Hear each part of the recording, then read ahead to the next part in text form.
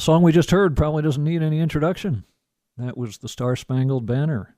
This is Grace Notes. I'm Alan Button, and my guest today is one of my special colleagues, Will Robinson, our programming manager, and most of you may know him as our professor on Friday mornings with the College of Musical Knowledge. Will, thanks for being here today. Well, great to be here.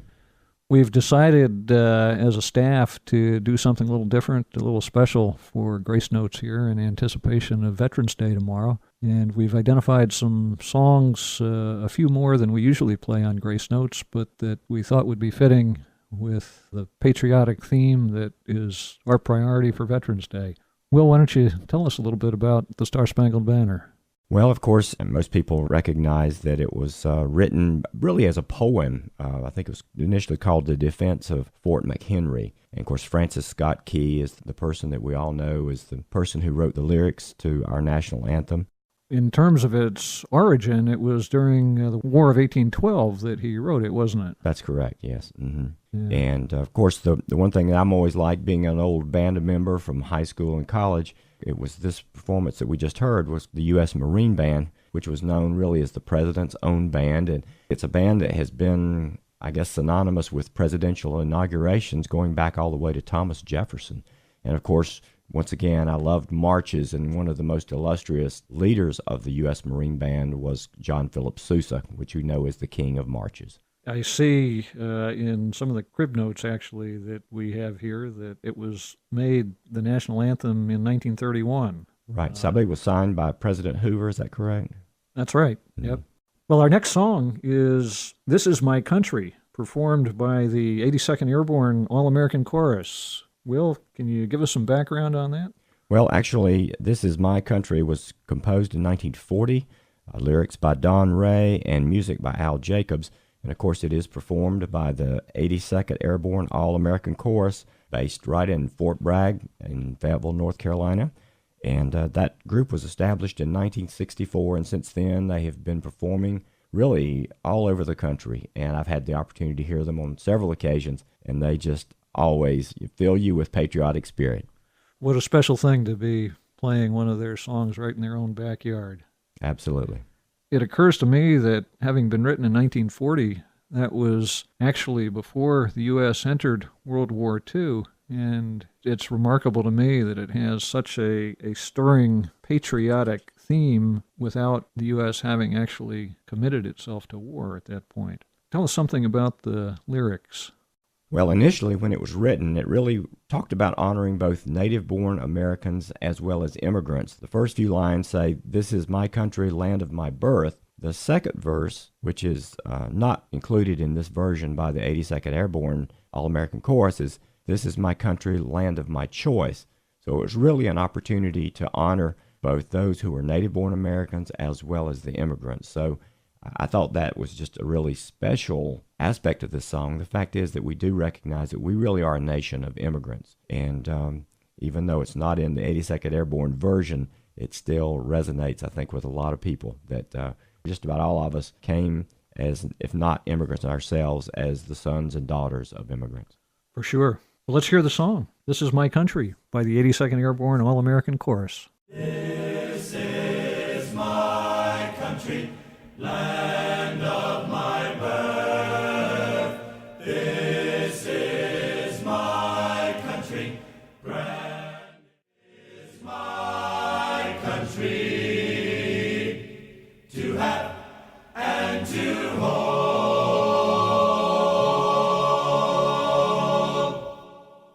That was This Is My Country, sung by the 82nd Airborne All-American Chorus.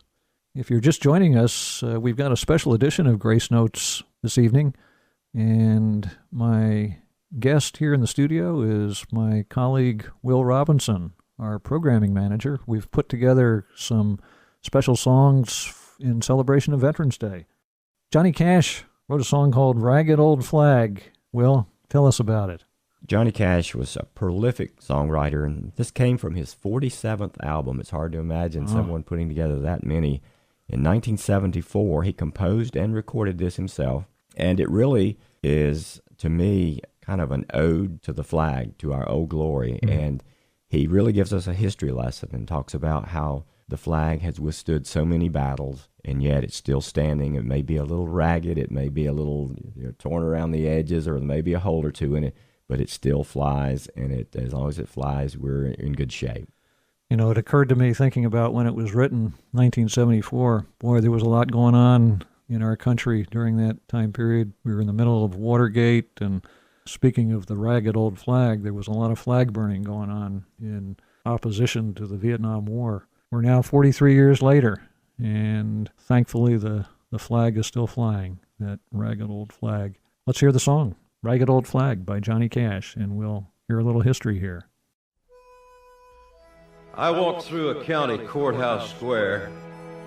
On a park bench, an old man was sitting there. I said, "You old courthouse."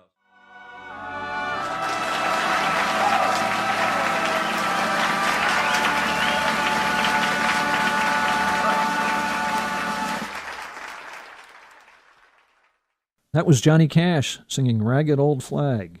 Will, the next song that you've identified for us is a song by Lee Greenwood, well known by many, God Bless the USA. Can you give us a little background on that?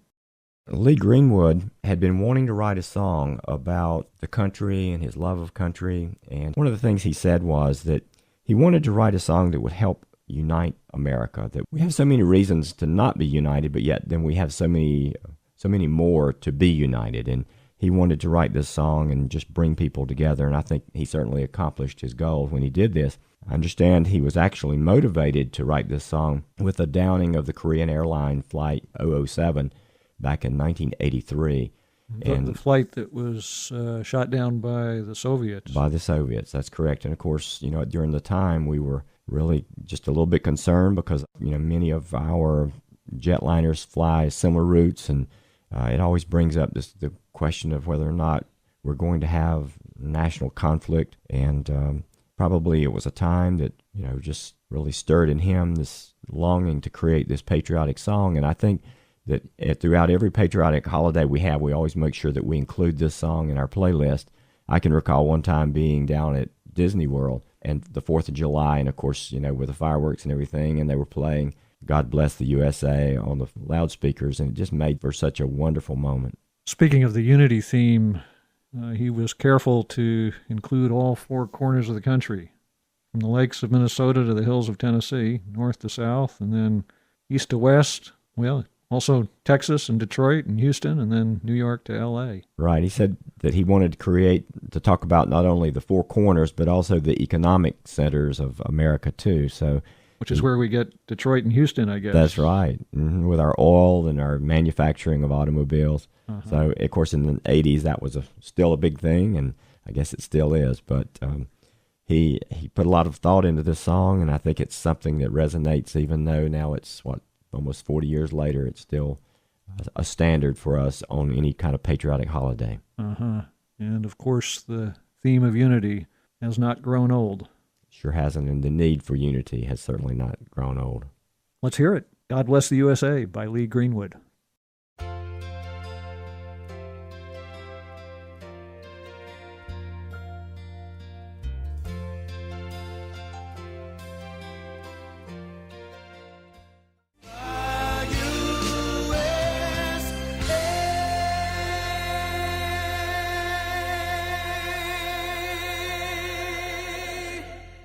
That was Lee Greenwood, and God Bless the USA. If you're just joining us, this is our special edition of Grace Notes in celebration of Veterans Day. My guest today is Will Robinson, programming manager here at Life 103.1. And we've got another song that has been very special to a lot of people over many years at this point. Ray Charles singing America the Beautiful. Will, what can you tell us about it? Well, it was originally a poem by Catherine Lee Bates. She wrote the poem and titled it Pike's Peak. And it was not until the music by Samuel Ward was put together with the lyrics and published in 1910 did we actually have America the Beautiful. And, of course, it's been great listening to all this patriotic music this afternoon. And, of course, one of my favorite versions is the Ray Charles version, which was recorded in 1972.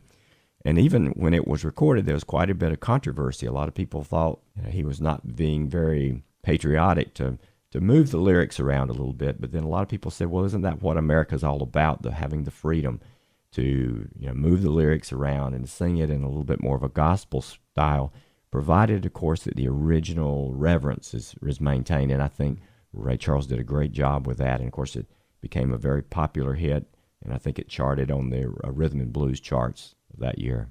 Big hit in 1976, too, with the bicentennial. Correct, yeah. I think you may have just answered one of my questions. I have the lyrics in front of me, and I noticed that the first portion of the lyrics has some words that are not familiar to me. Were those other verses that Ray Charles moved around for purposes of the song, or are those words that he or somebody else added? Well, actually, what he did was I think he moved the verses around, and that was one of the things that people kind of upset because they expect, you sing the first verse, the second verse, and the third verse, and so on. And Ray Charles just felt moved to actually adjust the lyrics somewhat, but I think it really does not detract from the song at all. Yeah, in fact, I think you're absolutely right. It has really stood the test of time. Let's hear the song, America the Beautiful, by Ray Charles.